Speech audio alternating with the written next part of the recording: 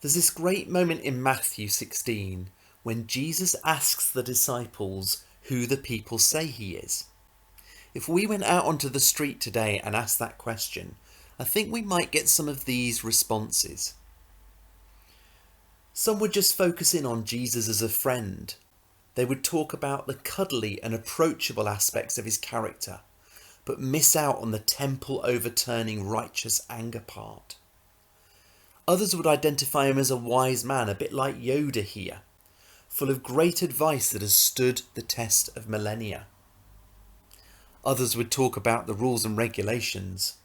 I think I'll draw a formidable lollipop lady with a nice big stop sign. They would ignore the fact that the guidelines are there for our protection and our happiness. And others would identify him as just a historical figure, a very significant one, but they'd stop there. Here's a little icon painting to represent that. How about Jesus as a superhero, able to fix or provide anything that we want, ready to zoom to the rescue at a moment's notice? And others see him as a rebel, a brave rebel, maybe a lion might work here, famous for standing up to the ruling authorities of the day. And some see Jesus as a sort of Mr. Potato Head, what you need when you need it. They might speak of his irrelevance one day and his potential to answer prayer the next.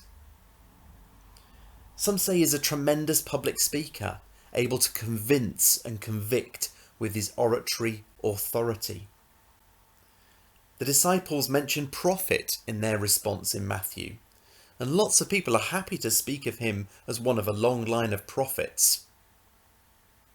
Some say charity worker or someone with an understanding of healing. I think medics wear blue these days, don't they? And some say teacher, able to draw alongside and instruct, drawing out the true potential in others. And finally, some just mention his iconic sense of fashion, renowned for the sandals and the white all-in-one. Now, none of these answers are wrong in their own right. They all carry shades of the truth behind them. But what people don't seem to do is to begin to do the maths, to add up all these characteristics and realise that the sum total is someone utterly unique.